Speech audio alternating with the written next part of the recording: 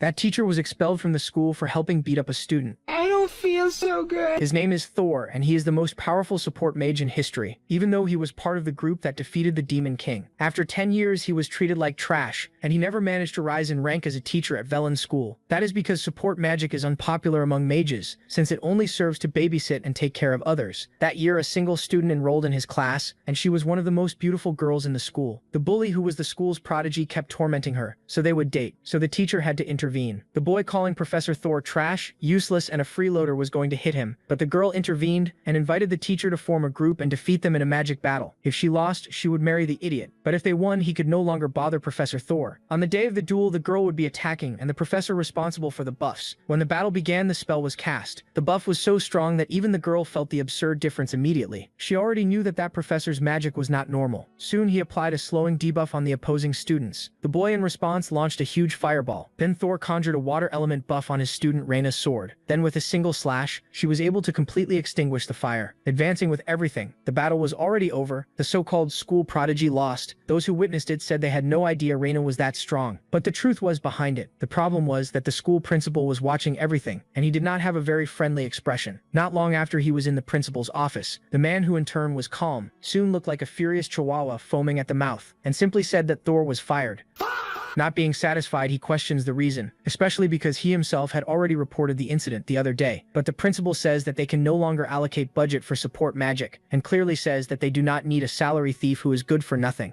Still, the academy had more than enough money to keep running, so Thor knew the headmaster was just making excuses to get rid of him. Gibbald's father was a sponsor of the school, and the conflict the main guy got involved in could have cost them money. Even when the mage reminds the headmaster about the student's bad behavior, the headmaster angrily tells him to shut up. He believes Velen Academy would never grow if they kept clinging to his predecessor's ideals, so they need more funds, equipment, staff, and prestige. Thor asks if the way each student is treated depends on how much money they have. The headmaster ignores the jab, making it clear Thor was fired and had to leave immediately. Even when the mage tries to make one last request, he's ignored and thrown out of the office. Walking down the halls feeling defeated, Thor runs into Reina. The girl thanks him for the help he gave her the other day, and the main guy says it's fine, taking the chance to tell her about getting fired. The student is shocked and worries it was her fault, but Thor explains he'd been thinking about leaving for a long time. He thanks Reina for always showing up to his classes, and hopes he was able to help her in some way, since there'd be no reason to stay at the academy if the main guy left. The mage decides she'll drop out too, but Thor scolds her for making that decision, since it would affect her promising future. The teacher knows how talented she is, so she should graduate before she ends up a failure like him. Reina gets embarrassed when Thor steps closer, then explains she wouldn't have any problem leaving school because she'd earned enough credits to do it. The main guy is impressed, since the student was only in her second year. Meanwhile, he figures Reina would be fine without him because she can learn fast. In the end, the girl decides she won't try to stop him anymore, and leaves. Meanwhile, Thor wonders if the support magic he taught would be useful to her, even if just a little. The next day, he grabs his suitcase to leave the academy, but he knows he doesn't have anywhere to go and will be out of money soon. All of a sudden, Reina shows up, and here's the main guy considering the idea of traveling the world like he used to. Then the student hands him an envelope, asking him to go to the imperial capital and give it to the palace guards. Reina was close to someone who respects Thor, so it would be a good idea to go see her, and that way he could get a new job. Grateful, the main guy takes the envelope and says goodbye to his student. Meanwhile, the girl smiles, excited to see him again in the future. A few days pass, and Thor arrives in the royal capital, meeting Emperor Heinrich. Just like Reina said, he handed over the letter he got, and everyone in the castle treated him really well, which left him confused. Thor doesn't understand why he's getting such special treatment and wonders who Reina's friend could be. Later, he's called in to meet Emperor Heinrich. The ruler says they would never forget how Thor and his team saved the world when they defeated the Demon Lord. Nervous, the main guy says he just did what anyone would have done in his place. The humility in his answer makes the Emperor laugh, and he tells the main guy he can have whatever he wants as a reward. So Thor says he got a letter from Reina, worried they might be misunderstanding something. Right away, a female voice replies that he's being treated the way he deserves, after they received the student's letter. That was Elena von Neustadt, princess and Reina's friend. Realizing that, Thor bows and asks for forgiveness, since he never imagined the two girls were close. Elena laughs at the over-the-top reaction and suggests showing Thor his new room. On top of that, the princess is willing to answer any questions he has. With the Emperor's permission, the two of them head to another room to talk. Thor tries to make conversation, but he has a hard time being casual with the princess. To calm him down, Elena explains that he once saved her, and ever since then she's respected him a lot. The princess wanted to show him around over the next few days, but she was way too busy to do it. That much kindness makes Thor worry he won't live up to such high expectations. So Elena says she'd always heard Reina praising the lesson she got from him. Remembering his former student, Thor is moved and cries tears of joy. That reaction makes the princess laugh, and then she suggests the protagonist become a court mage.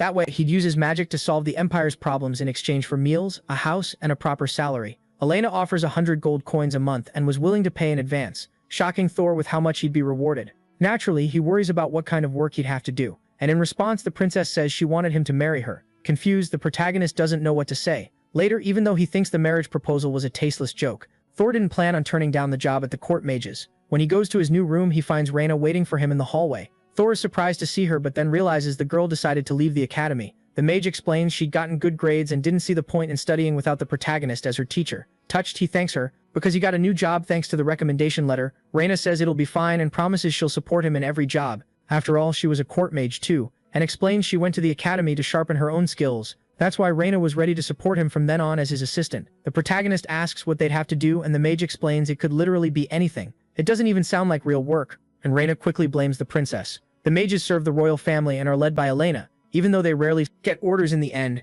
they could just sit around until they're given something to do. Reyna suggests Thor go with her to greet the commander of the court mages. The two head to the office and ask permission to come in, and they're received by Baden Zaxberg. The mage introduces the newbie, leaving the acting commander confused since he hadn't heard anything about it. He's never seen Reyna either, but confirms she's part of the team when he sees the crest on her clothes. Baden asks who hired that scruffy-looking man, and Reyna says it was the princess, so she wanted to greet the division commander. He was in charge of evaluating rookies. While the real leader was away on a job, Reyna needles him for not following the princess's orders, making Baden furious. The acting commander argues that accepting just anyone could hurt the court's reputation. The mage shoots back that disobeying Elena could be seen as treason against the crown and decides to leave Baden. Yells angrily that Thor looked useless, but he'd give him a chance to prove his worth. But when the protagonist says he was good with magic, the acting commander laughs out loud, even though he's being treated badly. The guy asks for a chance to show what he can do. If he isn't worthy of being on the team, then he'll leave without complaining. Giving in to all that insistence, Baden says Thor should take the hiring exam.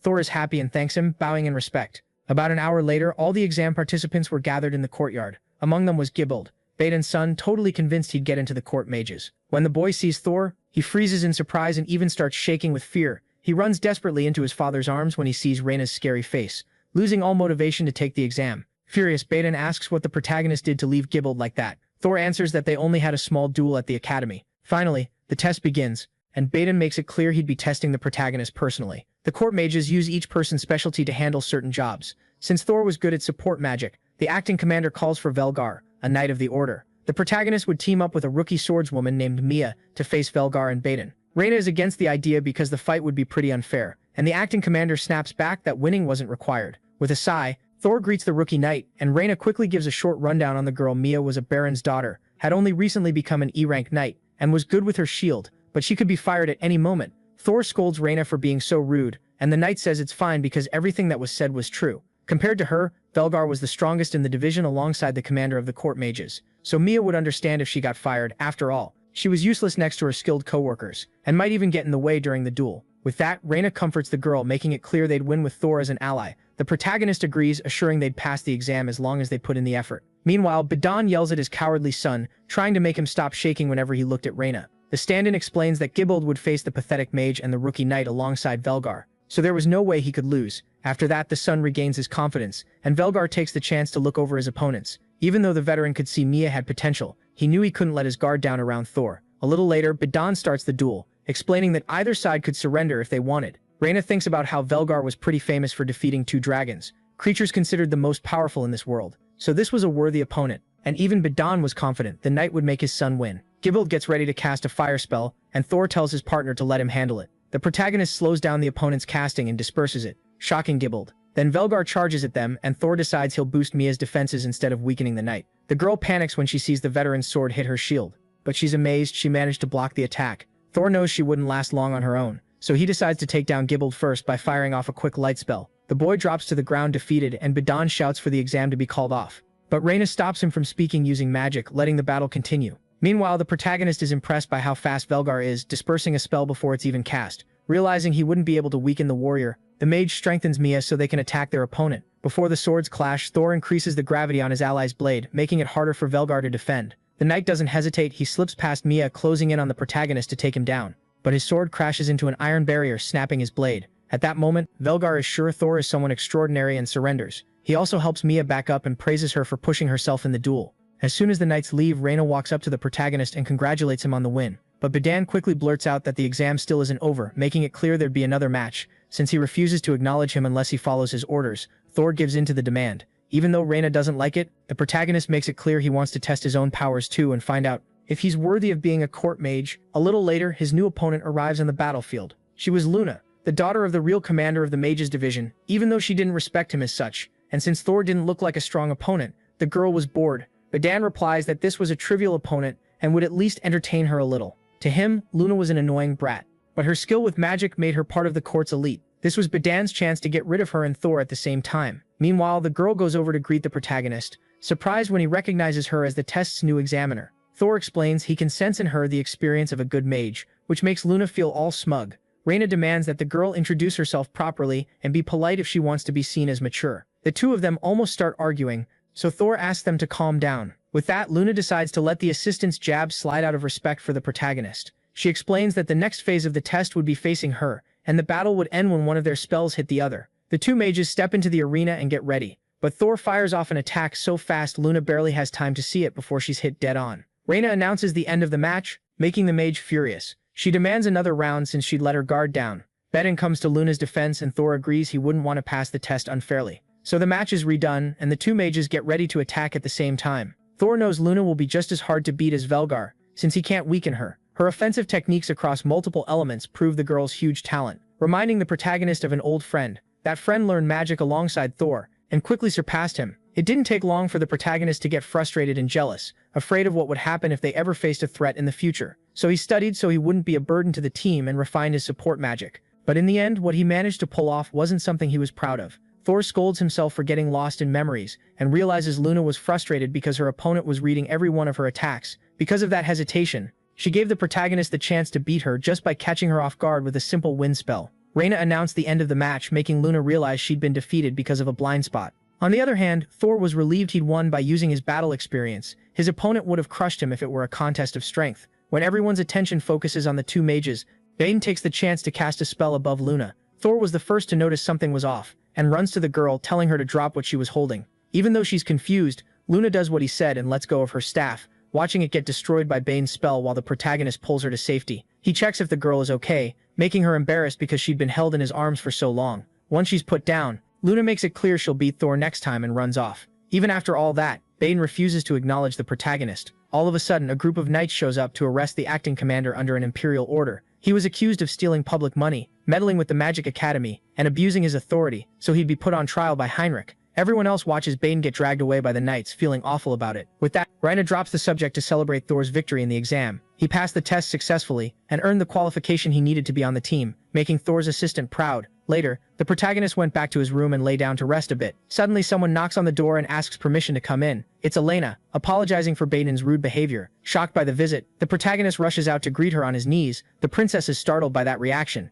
and Thor quickly invites her to sit. The two talk about the entrance exam, with the protagonist saying he's impressed by how much talent he ran into. Elena had been watching the fights from afar and was delighted by his performance in the arena. The compliment makes Thor nervous, feeling embarrassed over something so simple. The princess asks the mage not to be so modest and to acknowledge his own skills too. Soon she decides to leave so she won't bother him, and tells him to rely on Reyna if he needs anything. After all, she personally volunteered to help Thor with whatever he needed. When Elena leaves, the protagonist cries a little, moved by how much Reyna valued him as a teacher. He gets worried when he remembers the princess's proposal that they get married, and realizes too late he was so distracted he didn't even notice Reyna coming into the room to talk. The assistant wanted to celebrate his win, so she brought a homemade cake. The two sit down to eat, and in that moment Thor recognizes the kindness of his former student. At the same time, he thinks Reyna will stop putting him on a pedestal once they work together. Maybe she'll even realize the protagonist isn't as good as he seems from far away. That gets him down, and Thor promises his assistant he'll work hard at the job. In response, Reyna says she already thinks he does enough, which moves him again. At night, Elena finishes the day's tasks and gets told by a servant that it's time to sleep. Even so, she grabs a notebook to draw Thor praising her old teacher while writing a diary entry about him. Part of her even got jealous when she saw him holding Luna in his arms. The princess wonders who Thor would choose between Elena and Luna, even though she knew they were the same person. Her biggest wish was to make him find the happiness he deserved, and of course she'd love to marry him, so she was going to work hard to win him over. The next day, people gossip about Thor having defeated Velgar. It was annoying, but he wanted to believe his reputation would get better in the future. So the protagonist asks Reyna to help him find some work to do. He was anxious about just sitting around, and he feels useless. Reyna laughs at her former professor and tells him about a notice board where they can pick up requests to handle the mage's court, and the royal guard can get tasks that adventurers couldn't solve. In general, they were hard or boring missions that weren't worth the low rewards. Some looked urgent, and Thor gets interested in one from a distant village. In recent years, the crops had been getting poisoned, but there hadn't been any major harm to the people. The protagonist decides to check out the village and help those people. Some people at court gossip that Thor won't succeed on that mission, which annoys Reyna. But Thor asks him not to worry about it, preferring to avoid picking a fight. 2 hours later, the pair of mages arrives at the village, warmly welcomed by the townspeople. The village chief, Graba, thanks them for accepting the request, and leads the two to the poisoned fields. Graba says it wasn't a problem caused by wind, water, or soil. Some villagers believe they offended the sacred tree, so they prayed to it every day asking for forgiveness.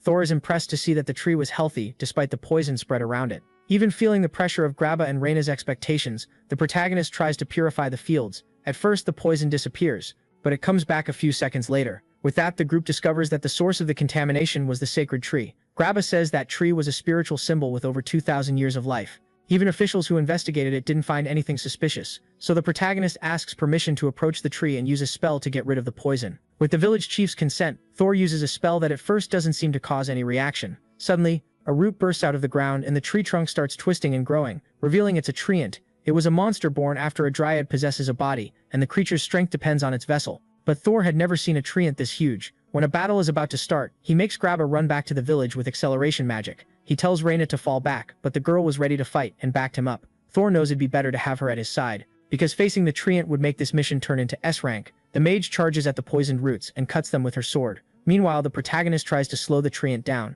The assistant's reflexes were incredible and made Thor feel nostalgic for some reason. Reyna was going to close in on the main body while getting support from the mage. Soon, the treant's branches start moving like arms and get in the swordswoman's way. They were hard to cut, so the protagonist reinforces Reyna's blade with fire. That way, the girl manages to destroy the creature's roots and branches. When they least expect it, the pair realizes the treant was using water to put out the fire. The monster was pretty smart, so the protagonist decides they'd use a different strategy. Instead of asking too many questions, Reyna trusts her former teacher and gets ready to attack again. She rushes the roots, taking advantage of the fact they were slower. Thor wonders if the treant was laughing at them because it was underestimating them. As soon as the creature starts using water to put out the fire, Thor switches the enchantment on Reyna's sword to ice. Even for a master mage, swapping elements in an enchantment that fast was really hard. That's why Reyna was pretty proud to have the protagonist by her side in the fight. Successfully, she manages to freeze the treant's water, also stopping its movements. Next, the ice turns into fire again, letting it burn the tree all the way to the core. Reyna knew she wouldn't have been able to defeat the monster alone, and once again she's amazed by Thor's support magic.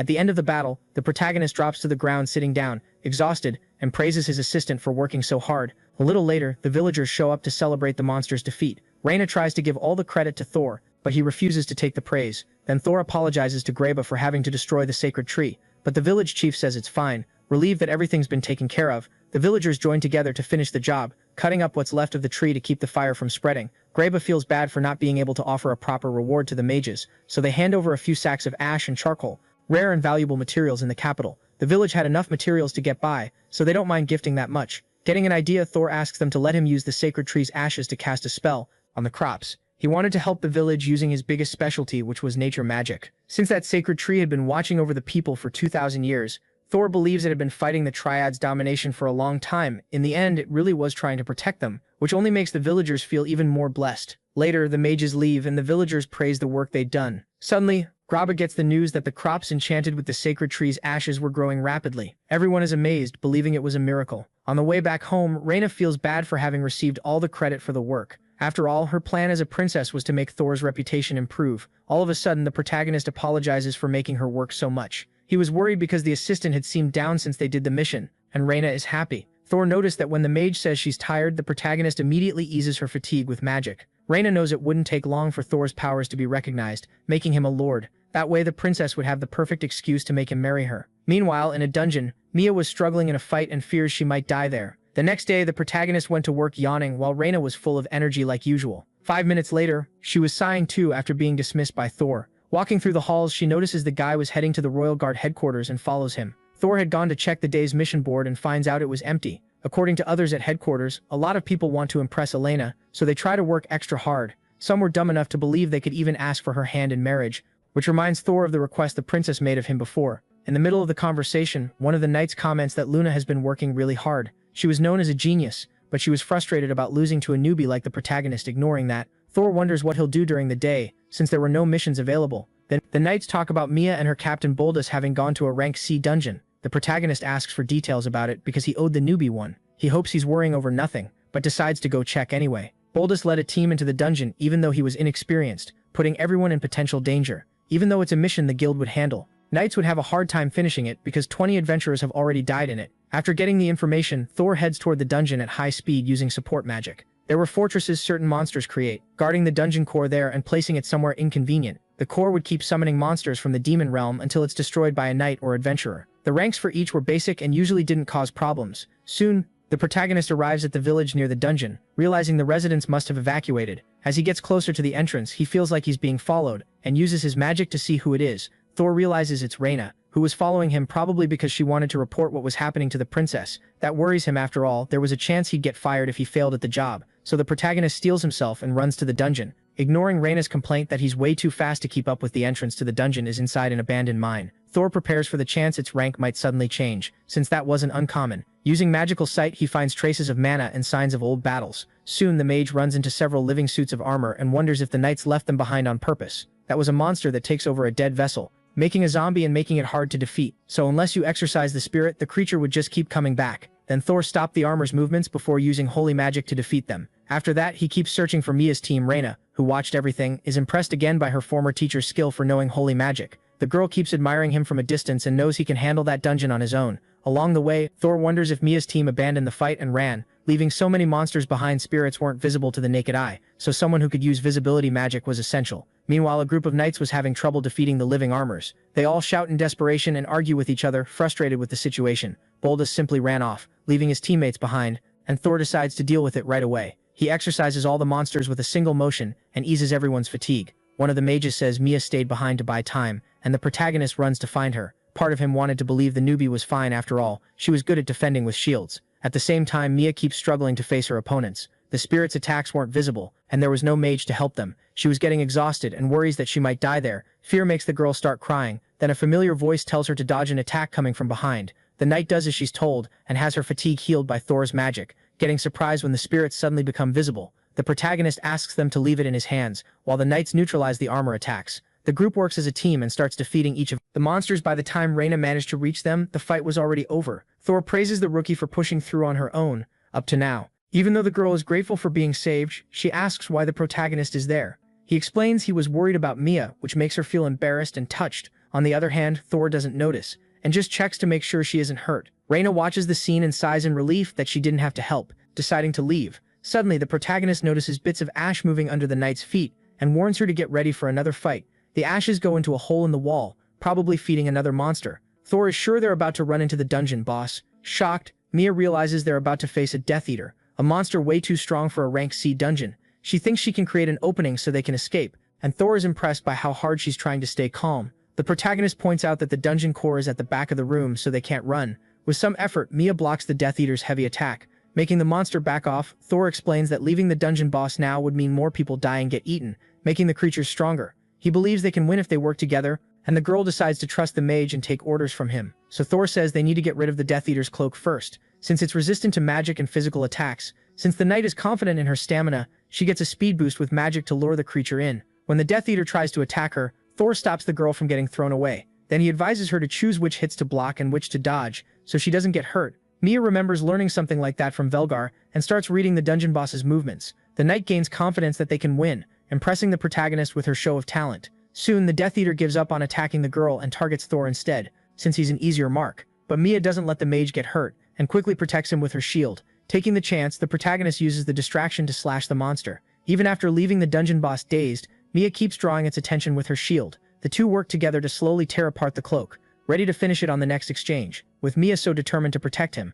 Thor gets ready to exorcise the monster with holy magic. As soon as the Death Eater hits the knight's shield, the protagonist takes the opening to finish off the boss creature. He apologizes for making the knight work so hard, and Mia quickly makes it clear she was happy to help. It's a shame Thor's sword broke in the process, and he decides to take it home anyway. It was a weapon he picked up in the dungeon, and it could be a relic from an old adventurer killed by the Death Eater. Before the core is destroyed, they decide they're going to grab everything that looks valuable. Suddenly, the ashes of the Death Eater's soul float through the air, creating a beautiful sight. A little later, the pair safely leaves the dungeon, and Mia is amazed to see it vanish. She's happy it was her first time, especially since she got so many goods in there.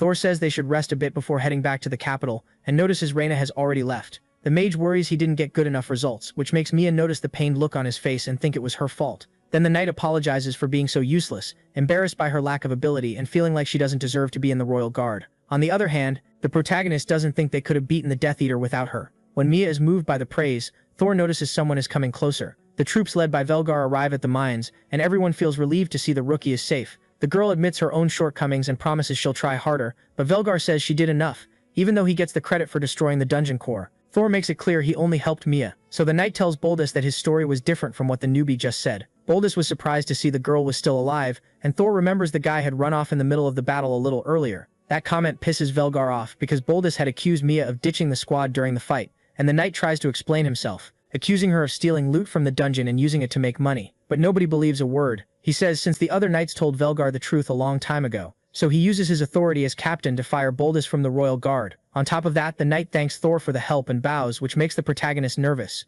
Velgar knows it was his responsibility as captain to deal with these problems, not someone from the mage's court. Since he was blaming himself so much, the protagonist decides to settle things by asking a favor. The mage let the guard carry the items they got in the dungeon to the guild. Thor didn't care about getting rewards or money for the job, which shocked Velgar and made Mia laugh. Deep down, the protagonist just wanted to keep a good relationship between the knights and the mages. Instead of going back to the city by carriage, he'd rather walk, and the girl came with him, hating the idea of traveling next to Boldus. Also, the female knight wanted to use the chance to ask Thor to teach her support magic. She knew the protagonist was really busy, but she wanted to get stronger. All of a sudden, Thor starts crying happy tears, more than willing to teach her. If Mia learns magic, then she'd never have to get frustrated with people being rude again. The comment makes her remember what Boldus said, and even though she wasn't offended, she decided to let it slide since Thor was so excited. Meanwhile, Luna was lost in a forest but refuses to ask for help. Later that night, Thor, Reyna, and Mia go out to eat together and unwind. This happened right after they arrived in the royal capital. The female knight invited the protagonist to dinner, using the excuse that she didn't know any good places,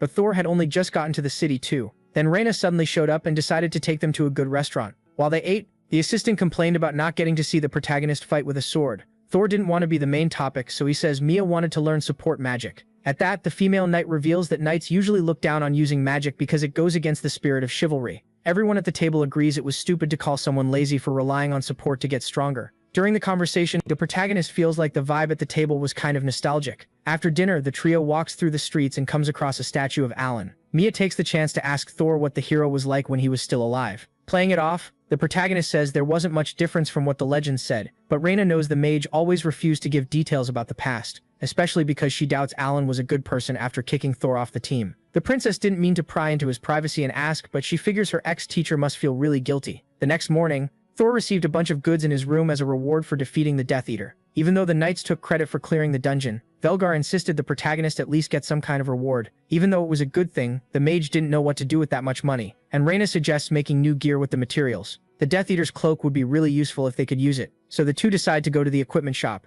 Soon, they find out they could adjust the cloak, but they couldn't forge a new sword from the dungeon boss's scythe. It was made of a special iron that humans couldn't process, and they couldn't even reach the temperature needed in the capital's forge. So the protagonist thinks that if they needed that much fire, he could help. He asks permission to go into the workshop and puts the idea he had into action. Thor was going to weaken the scythe's resistance to mana, so they could melt the iron with magical fire, and he'd seal up the forge flames to keep the heat steady. To everyone's shock, the mage managed to heat up the scythe, letting the team work on something new. The craftsman made 2 new swords thanks to the huge amount of iron, one for Thor and the other for Reyna. Even though they were mages, only the assistant was a real swordswoman, while the protagonist would keep his for self-defense. On top of that, the guy had the magic-resistant cloak which made him even stronger. As soon as they leave the workshop, Reyna says she feels bad about getting new stuff with the Death Eater's materials, without having taken part in the fight. The protagonist wanted to reward her for always helping him, and that makes the girl laugh a little. In the end, the two decide to go out for dinner and enjoy the rest of their day off. On another day, the pair went looking for jobs to do and found out there were several available. Thor had heard Luna had been taking a bunch lately, and figured she was off now. But soon some people mentioned that the girl hasn't come back from her last mission for 3 days. The task was to investigate a huge monster in Cargo Forest, a place where it's easy to get lost. Some believe Luna might lose her temper and burn the whole place down before coming back, but the protagonist decided to find her anyway. Reyna sighs because Thor was always so kind and worried about other people. The forest was full of living creatures, and no normal human goes near it because of the monster hunt. Thor thinks it would be easy to find the missing mage if nothing got in their way. In a nearby tree, the two find a magical mark, Luna left behind. They decide to follow her trail to find her, cutting through the forest quickly with support magic. The protagonist is happy to see Reina using what he taught her so skillfully. Eventually the traces of magic run out and they find the remains of a battlefield. The nearby trees were burned and blood marks left by the monster make another trail they decide to follow. While they investigate, the protagonist thinks the wounded monster might have called for help from its companions while it fled. In that case, the mages come to the conclusion that Luna got lost during the hunt in the middle of the dark forest. Thor can't find any footprints left behind, and decides he'll find her by releasing mana. Luna was an experienced mage, so she would detect human mana and respond by asking for help. Reina would be in charge of drawing in and taking down any monster. Attracted by the flashy power, as soon as the protagonist manages to release mana, the pair runs to the edge of the forest and finds Luna. The girl freaks out when she sees them and yells, asking why they're there, but the pain from her injury makes her stop complaining. Thor comes closer to see if she's hurt, and realizes the girl actually has a stomachache after eating mushrooms, so he uses magic to heal her, which leaves Luna embarrassed and grateful. Before she can ask why the two of them are there, the mage screams at something that appears in the sky. When they look up, they see dragons flying overhead. They were known as the most dangerous creatures because they turn everything into ashes. Reina asks if that was the monster Luna had been hunting before, and she says no because it was way too strong to be taken down by a single mage. The lizard the mage was chasing shows up for a surprise attack, and Reina quickly takes it down with a sword slash. The problem is it had gotten reinforcements, so the group was being pressured from all sides. Luna feels guilty for putting them in danger and tells them to run while she creates a distraction. Thor refuses, suggesting Reina handle the lizards while the other two deal with the dragons. He believes working as a team will let them win. Annoyed at being ordered around,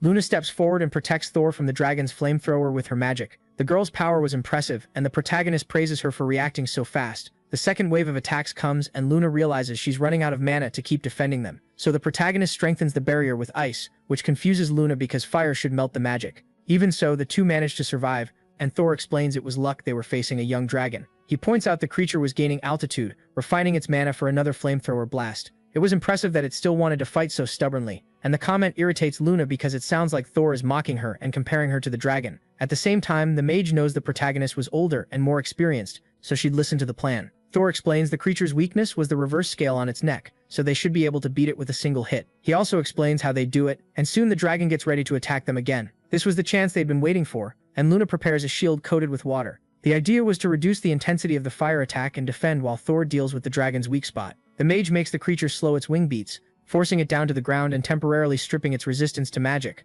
Next, Luna lands a thunder shot right on the creature's weak spot, but the monster still hadn't gone down, and Thor barely manages to shield the girl from another blast of flamethrower. Right after that, he yells at her to get ready to hit the weak spot again, trying to snap her out of shock. Meanwhile, the creature gets back up, forcing the protagonist to hold it back with magic and get Luna to stand up at the same time. Then the mage finally pulls herself together and lands a hit on the dragon. Finishing it off, Thor celebrates the win and praises the girl, which leaves her embarrassed and worried about his condition after he protected her. To Luna's surprise, he was totally fine because he'd defended himself with water magic. The girl gets annoyed that she worried for nothing, but thanks him for putting himself at risk. Even so, the protagonist has trouble hearing because the thunder left him temporarily deaf. Luna remembers getting criticized for always affecting her teammates with her light magic, and quickly heals Thor's ear. Soon, Reina walks up to the two of them, and the protagonist decides to start collecting the materials the dragon left behind. Thor asks Luna to clean whatever they collect and burn what they don't need, and the girl is confused that she didn't get scolded for her own lack of ability. At the same time, she realizes those two wouldn't say things like that, and starts helping them gather everything. When the guild group arrives to help, Thor gets called over to check something unusual they find in the dragon's body. Looking closer, they notice it looked like a magic stone, but it's actually a dungeon core. Everyone's confused by what they're seeing, so the protagonist decides they'll take the item back to headquarters and investigate. It's only at night that the trio returns to the city, exhausted from the day's work. Luna complains about how much mana she spent organizing the materials, and Thor says it's necessary because gathering materials the old-fashioned way can take forever. Just then, the mage feels pain in his leg and the assistant offers to massage it when they get back to the room. The protagonist starts to turn down the offer, so Luna says she knows a medicinal bathhouse that helps with fatigue. She stammers out an excuse that it's not like she cares about him being tired, but she wanted to be mature and show gratitude for the help she got earlier. In the end, the group spends the night at the hot springs, resting. Even so, Thor can't stop thinking about the dungeon core he found inside the dragon. Ever since the Demon King was subdued, new dungeons have rarely appeared. Still, several have shown up near the capital with really strong monsters, which makes it seem like someone's behind it with bad intentions. That's why the protagonist wonders how he should report it to headquarters. The next day, he tells Elena everything he found out, and she decides they'll start investigating the situation. That just makes the protagonist admire her even more because having a good leader makes a huge difference. More than anything, Thor feels good having a superior who trusts him. Reina shows up to say good morning to the protagonist, and he takes the chance to tell her about his report to Elena. The mage praises her a lot for being proactive and having the qualities to be a queen, which really moves Reina. A little later, the two of them head over to the mission board to pick up a job. Meanwhile, Luna decides to head off and rest after spending so much mana to defeat the dragon. So Thor goes with the mission to investigate. Screams people have been hearing from the capital's sewers. If someone's trying to create dungeons, the sewers under the city would be perfect for it. On top of that, the underground was huge like a maze, which kept the knights from finding where the screams they heard from the sewers were coming from. Even so, the protagonist wants to make sure people are safe and worries about monsters showing up. Using magical sight, Reina can't sense any abnormal mana nearby. The place also seems really clean and empty, especially since it's always kept clean. In that case, unless the monsters are pretty smart, they wouldn't be able to find them. Then Thor says they've been followed for a while and they should see who it is. It doesn't seem like Mia because the mana is way too strong and they can't see them because they're using a magical invisibility tool. So the two decide to keep walking and ignore the stalker, since they don't seem hostile.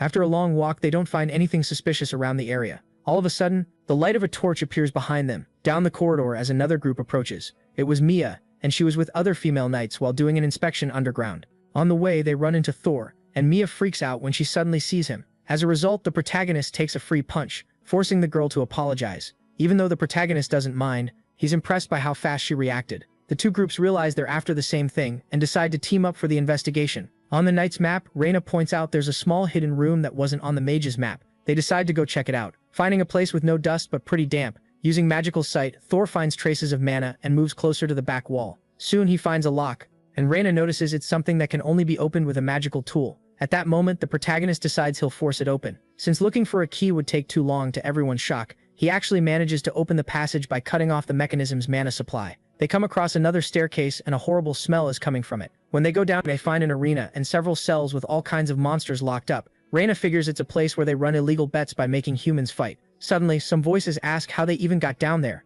The men panic when they realize they're knights and get ready to lock the passages and open the cages. It doesn't take long for the group to be surrounded by a huge number of creatures, but Mia stays calm because she trusts Thor. The protagonist realizes he can't let those expectations down and decides to handle support like he always does. Meanwhile, the rest of the team is going to take down each of the monsters. Reina wants to show Thor the results of her training, and the other knight girls are impressed by how easily they can fight with the protagonist backing them up. Before long, they manage to defeat all the monsters, worrying the bandits, who start to run. But before they can get away, someone uses magic to paralyze them. That person is Luna, who complains that the others got there before her in the investigation. The protagonist worries because he always sees her working alone, and the mage complains because she can handle herself just fine. A little later, the capital's guards come down underground to inspect the place. Thor says running an arena that big isn't something just anyone could pull off. The captured bandits recognize the knights the moment they saw them arrive, so someone inside the palace must be involved. Suddenly, the protagonist feels something strange coming from inside one of the cells. He goes over to check, and at first he can't see anything with magical sight,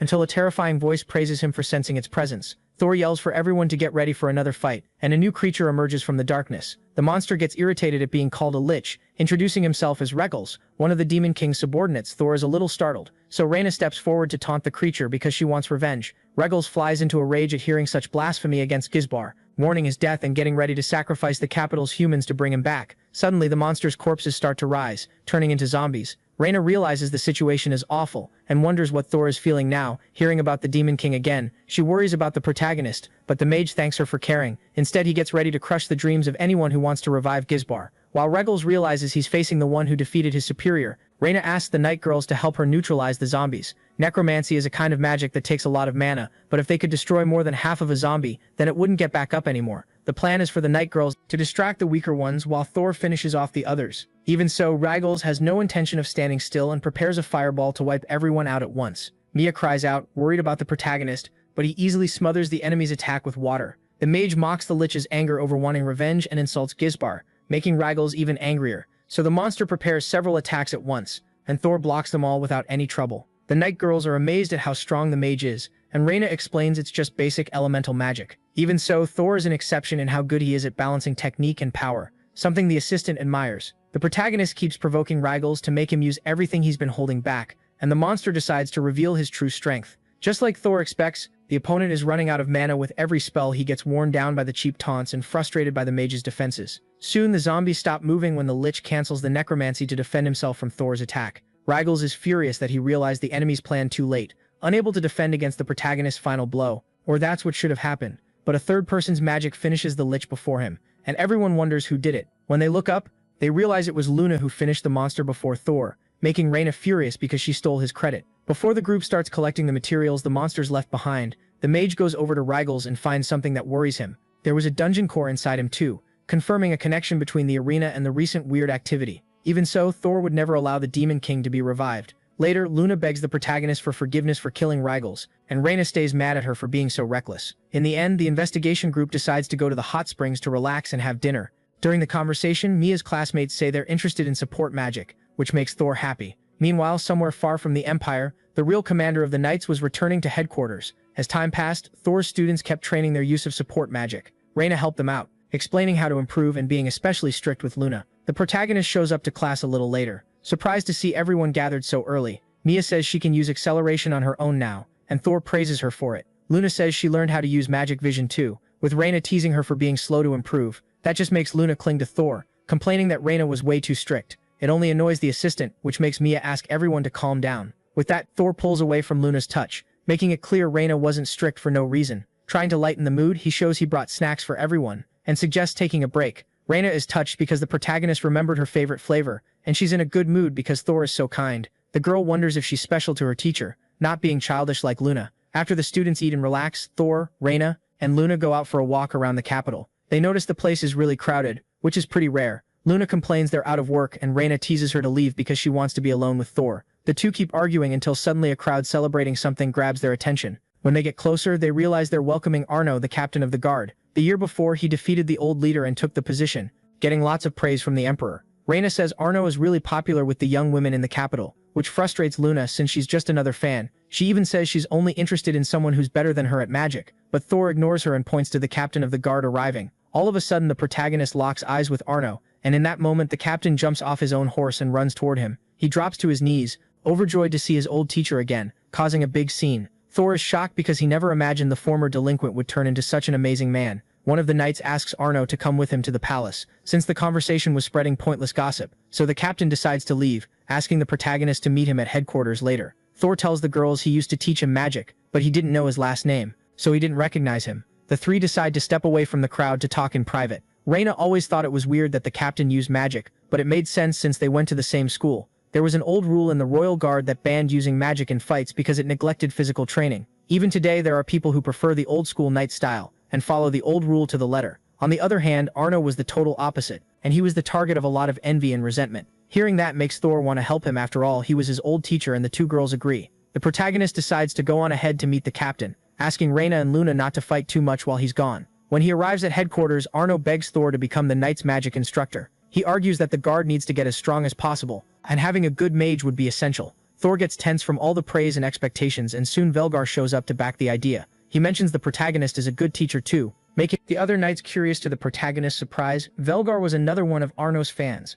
Before Thor can argue against it, someone else protests against having a magic instructor. The knight named Etmund refuses to work with the mage's court. Arno understands how determined he is, but he's so harsh it makes the protagonist remember when he was a delinquent. Even Mia, who wanted to support Thor, gets scared to get involved in the argument. 10 years earlier, when the heroes group faced Gizbar, the knights struggled to beat the monsters and took heavy losses. Even so, Etmund was the former captain's son and refuses to accept using magic, calling for a vote to decide what to do. Arno fires back that they should settle it in a duel, like tradition says. The opposing group refuses, suspecting the captain broke the rules by using magic to beat Etmund's father. Velgar scolds them because the duel was witnessed by the Emperor, so that was a huge show of disrespect. Arno can't believe Etmund wants to remove him from the position right after he cleared an S-rank dungeon. The captain is responsible for keeping everyone safe, and he points to the wounded knights who came back from the expedition. He'd do anything to keep everyone alive, and he didn't need to be the leader to do that. Even thinking differently, Arno wants the guard to be even stronger, and would take on anyone who was against that idea. Thor feels like things are about to get ugly, so he asks Etmund what his goal is in firing the current captain.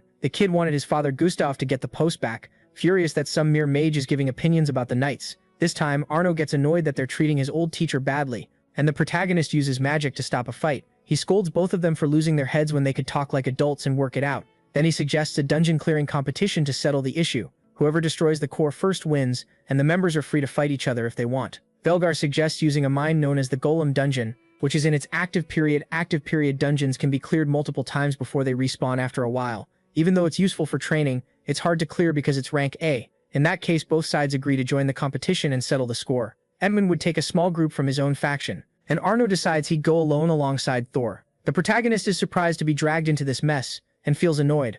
Arno is confident in his own strength and promises he won't get in the way, basically pulling Thor onto his side. Meanwhile, Etmund was eager to make those two regret getting in his way. Time passes, and the teams gather at the abandoned mines. Velgar explains the rules and checks that both competitors agree to them. Thor is impressed that Edmund's team has several high-ranking mages, but gets distracted when Reyna calls him. The girls showed up to cheer for him right before Velgar starts the competition. Immediately, Thor and Arno rush into the dungeon with support magic. Edmund is startled by their speed, and a knight says they'll run out of mana pretty fast. Meanwhile, the protagonist and his student take on the golems inside the dungeon with ease. Thor tells Arno to stay on guard, and Arno laughs, remembering he's the knight's captain now. Even after getting scolded, he's happy because his teacher's skills are still incredible. The protagonist is touched by the praise, mentioning that the speech Arno gave the other day was great too. Arno gets a little embarrassed by the comment, and soon Thor warns that more enemies are coming. The pair realize they're golems with weapon-shaped body parts and they get ready to fight. Outside the dungeon, Reyna and the female knights admire the duo's techniques. At the same time, Velgar is surprised by the magic tool Reyna brought to broadcast what's happening in the dungeon.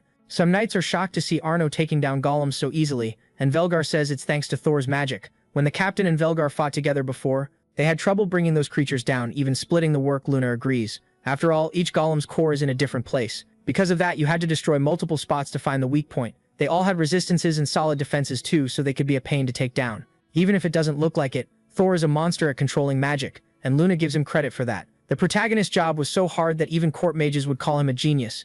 And Reyna feels proud seeing everyone recognize her teacher. Velgar says he's fallen for Thor and wants him, making everyone stare at him in shock. Mia asks what that means, and the knight explains he wants to bring him in as a tutor for the team. Meanwhile, Edmund decides to split the knights from the mages to handle the search work in the dungeon. Luna doesn't get why he made that call and worries because she doesn't know any of the mages on the other team. So Reyna says none of those people were real mages, and even Velgar gets curious about what she means. Meanwhile, Arno says they were getting close to the end of the dungeon and thinks it's weird. No strong monster has shown up yet. Luna says the biggest problem might be the environment instead of an enemy itself. He expected Edmund to be more aggressive in the competition, but he was surprised because he still hadn't run into anyone from the other team so far. Right as they're talking about that, an armored golem shows up to stop them, and the pair gets ready for the final fight. It was an opponent that could resist magic and physical attacks, and Thor asks how they're supposed to beat it. Arno says the creature's core is in its chest and that they could win in 10 minutes. As soon as the golem attacks, the protagonist tells the student to distract it for a while. Meanwhile, Thor notices the golem had magical armor that wouldn't melt easily. Luna and Reyna are impressed by how fast Arno fights with a spear, and Velgar explains that his fighting style was about balancing mobility and strength. With the protagonist's support magic added in, the captain became unbeatable. On the other hand, Thor and Reyna realize the golem was bigger than normal for the dungeon it was in. As the monster lifts its leg while being lured by Arno, the protagonist takes the chance to make it float. Even though it's really heavy, Thor holds it in place and uses magic vision to locate the creature's core. That way, the captain hits the golem's weak point with his spear, but can't pierce through, so the mage increases the weight of his weapon to boost the attack, finishing the monster off. The protagonist takes the chance to praise his former student for finishing the battle in under 3 minutes. Now the pair could focus on destroying the dungeon's heart and head to the back of the area. A little later, the two get kicked out of the dungeon and Arno practically crushes Thor with his heavy armor. Putting that aside, the protagonist says they should sort out the materials they got. At the same time, they talk about how weird it was that they still hadn't run into Edmund and his team yet. Right in the middle of the conversation, a stranger shows up that the protagonist immediately recognizes as one of the mages from the opposing team. The man explains he ditched Edmund after getting fed up with the leader's decisions, so he wanted to help the pair. It doesn't take long for Arno to point out that the stranger was actually a hired assassin. The reveal shocks Thor, and the assassin decides to drop the disguise and shows what he really looks like. He says his job was to take Arno's life as soon as possible. Meanwhile, the viewers are furious when they see what's happening.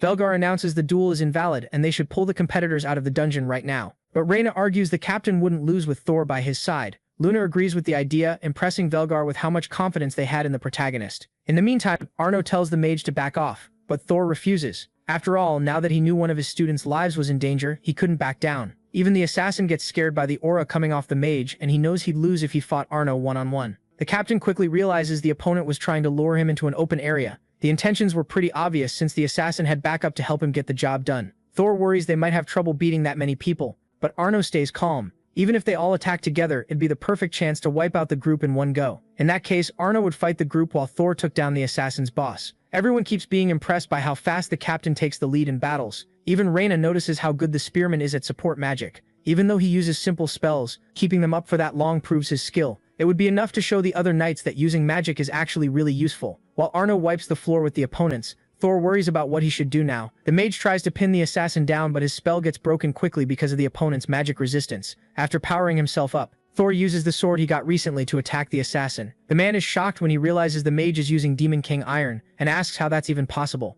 so the protagonist explains he gave up swordsmanship a long time ago to focus on magic. The mage's honesty makes the assassin recognize him, and he introduces himself as Kalman. Thor is confused by the friendly reaction, but realizes Kalman was getting ready to use something. That's why the main guy is quicker to destroy the opponent's trump card, smacking him in the face with the sword's hilt. Seeing his teacher beat Kalman, Arno claps and Thor lets out a tired sigh. Suddenly, Etman shows up saying he came to help after hearing Arno was in trouble. But when he realizes everyone's already been defeated, he gets frustrated that his plan didn't work out. Then the knight suggests taking down the captain, now that he's tired after fighting the assassins. Etman agrees with the idea, and Arno jumps into the fight, dragging Thor into the middle of that mess. At the end of the competition, the Emperor declared Etman disqualified and is surprised to see Velgar had something to say about it. Velgar says the riot started because of a personal grudge and asks Heinrich to show Etman mercy. After thinking it over, the Emperor agrees to the request and dismisses them. To celebrate winning the competition, Thor and Arno went out drinking with other people. The main guy finds out Velgar defended Etman because they couldn't afford to lose his family's influence.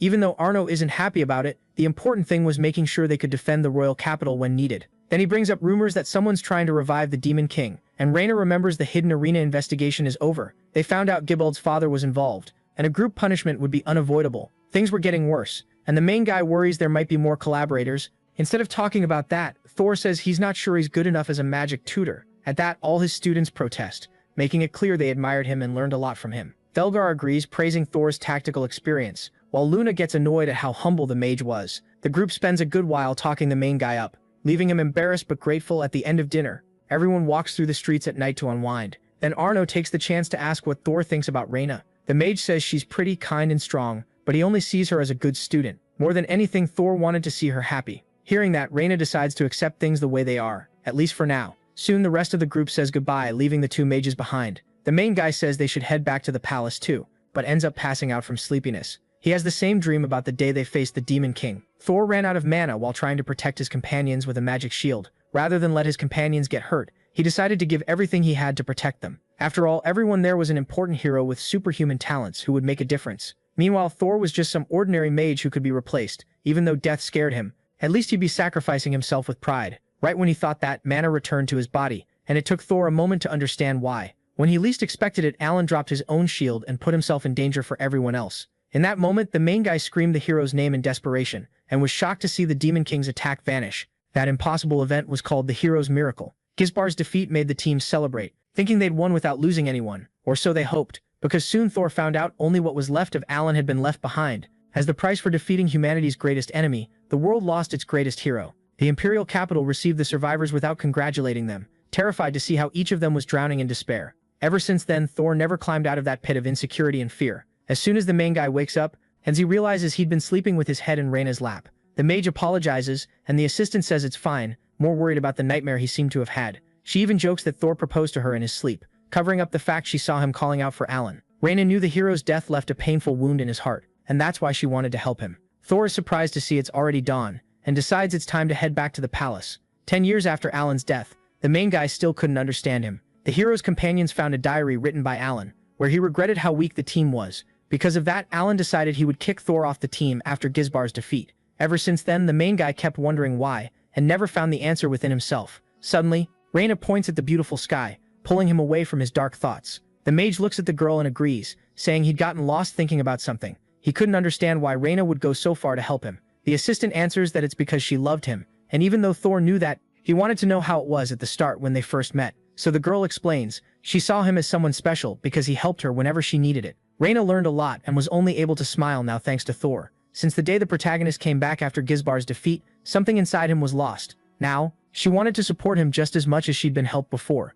Losing companions because of his own weakness was a pain. Thor would never be able to forget, that's why he didn't want to let others suffer through that despair. The protagonist thanks Reyna because now he knew what he wanted for the future while stopping the Demon King's rebirth. Meanwhile, on Mount Eld, a group of demons heard about the Golem dungeon being conquered. Realizing their plans had been found out, they decide they'd hurry to bring Gisbar back at any cost. Over the next few days, the protagonist's students keep training magic. Velgar gets sad that he can't keep up with the others, and Thor advises him not to take everything so seriously. Instead of forcing his body, they should do things slowly and blend magic into Velgar's style. The knight was already really skilled, so he just needed something to complement that. Thor gives examples of tough situations where just using a weapon to win wasn't enough. In those moments, they'd need to adapt so they could avoid losses on the battlefield. Meanwhile, Mia was impressing the others by making a fireball. Luna says it was something that girl did naturally. After all, she'd started training before everyone else, and she worked really hard. Thor agrees, explaining that increasing mana was a slow process, and they had to be patient. It doesn't take long for training to come to an end, and all the knights thank the new magic tutors for the help. Luna scolds the protagonist for getting intimidated by those people's gratitude, annoyed at how humble he was. Then Thor says he'd never had this many students before, and was surprised that support magic was the least popular. At that, Mia comes over and says it was because it was the hardest to train compared to the others. Everyone else agrees, leaving Thor discouraged about the situation. Luna comments that Reina and Arno were probably just unusual for learning so fast. Right then, Arno shows up to praise the classes, unintentionally hurting Thor by reinforcing that support magic was hard to learn. He feels bad for always relying on his old teacher, but he wanted to ask for something too. Soon, Thor ends up being sent on a mission to Mount Eld, that was the place where Gizbar's forces once made magical weapons. After the war, the Empire's army took the place, but they were defeated that morning. It was a secret only an elite group knew to avoid public chaos. If Arno handled the problem, it would draw too much attention, so he sent Thor. So the mage decided to take a few trusted knights to help him. Velgar tells the rookies to take this mission seriously, and Thor takes the chance to thank him for coming along. Luna complains about being ignored, and the protagonist says he's happy to have her there too. Then Mia comments on how rare it was not to have Reina near Thor. At that, Luna says the assistant must be busy helping the princess or something like that. But even Thor hadn't heard anything about it, and he gets worried that the mage is avoiding him. Suddenly, Velgar draws everyone's attention to the fortress coming up ahead. The place was way up high so they could see winged monsters nearby.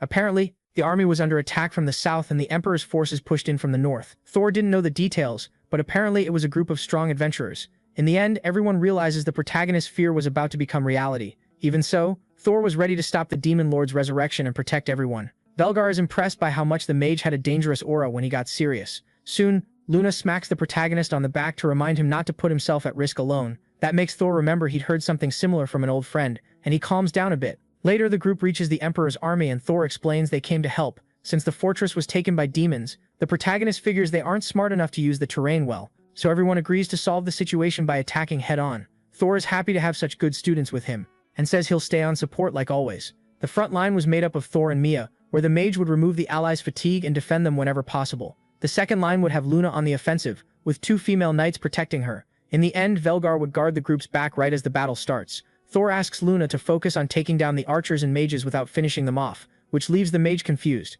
Then, one of the female knights explains that the enemies would eventually give in from exhaustion, so Luna decides to wipe them all out at once using a huge spell. Meanwhile, the others would keep defending her and give as much support as possible. The girl's spell creates a massive explosion in the area, and everyone protects themselves inside Thor's barrier. Even the Empire's knights are shocked when they see the light on the horizon. All the enemies were swept out of the area by Luna's brutal attack. Now that they dealt with this problem, they headed to the other areas that were under attack. They soon run into 3 demons approaching, and get ready for battle. Thor organizes the team again and decides he'll handle the opponent right in the middle. Seeing him fight alone annoys Luna, but she couldn't go against orders and help him, so the team splits up to start fighting. The demons use shadow magic, so the shields are reinforced with holy power. That way they can take the demons' hits while Luna uses new spells. Meanwhile, the demon Thor chose to go after starts laughing in his face.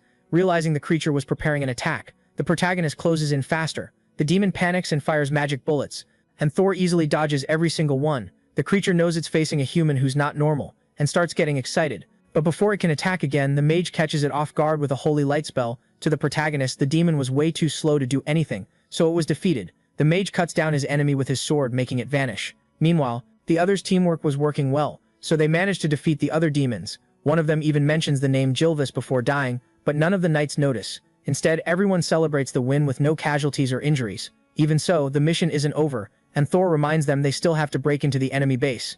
As expected, they don't run into any other enemies on the way to the fortress, but everyone ends up shocked when they find the remains of an old battlefield. The smell of blood and death was way too strong, and it came from all kinds of monsters. Suddenly, a demon comes flying in after taking a fatal slash from the strongest human in the Empire. The group freezes in surprise, wondering who that person was. Then they realize a swordswoman appears, and the girls are impressed by her beauty. Thor quickly recognizes her as Lena, and the others remember who she is too. The swordswoman cleared 30 S-rank dungeons, defeated hundreds of monsters alone, and was admired by everyone in the royal guard. To absolutely no one's surprise, Lena was also one of Thor's former students. After they explain the situation, Velgar asks the woman to leave command in the protagonist's hands. Lena and Thor end up acting like they don't know each other. The mage missed his chance to greet her properly, so things between them got awkward. Anyway, Lena says she's fine with following orders and asks what they're doing now. Right at that moment, enemy reinforcements arrive with an army of demons. The sight catches everyone off guard, and Thor knows it can only mean one thing. They were probably doing a ritual to summon a powerful demon inside the fortress. The problem is that it would take a lot of human sacrifices, and Thor decides to fight them alone. Luna complains about that decision, but the protagonist makes it clear he can handle it. Meanwhile, the others would destroy the ritual altars to calm the team down. Lena decides to stay behind too, but Luna asks Thor to be careful. The mage agrees, asking the same of the others. Soon, a demon approaches saying it's impressed that humans made it that far. But the protagonist doesn't care about the villain's speech, and decides to get straight to the beating. In just a few seconds, a bunch of the monsters are taken down by Lena's sword. As they clear a path, the rest of the team runs through to storm the fortress. One of the demons realizes what the humans are trying to do, and decides to use its own life as a sacrifice. Even though the protagonist tries to take down as many enemies as possible, several of them become part of the ritual. Before that, Velgar warns everyone not to breathe in the magic fog because it's toxic. Miasma, at that moment, Thor realizes they got there too late to stop the summoning. Seeing the size of that ritual, it was impossible for an S-class demon king to show up. Instead of that, a shadow dragon would probably show up. Thor and Lena stand side by side, getting ready to fight. The protagonist doesn't think he can beat the dragon and protect everyone at the same time, but staying on the defensive could be even more dangerous, so he decides they'll alternate between attacking and running. Even though the mage wants to keep up with the swordswoman's moves, she's surprised by the decision. The protagonist mentions he was being formal because he thought Lena didn't remember him. That annoys the swordswoman. There was no way she could forget her old teacher. Right then, the dragon attacks, and the mage blocks it with a holy shield. Lena comments on how Thor hasn't changed at all since they last saw each other 10 years ago. Even so, the swordswoman was happy to see her teacher remembered her. That should have been obvious after all. She was the protagonist's first student. The whole cute moment makes Lena hide how happy she is, focusing on the battle again. For a second, Thor is surprised because the way she spoke sounded a lot like Reyna, but what shocks him most is finding out his student still wasn't good with support magic.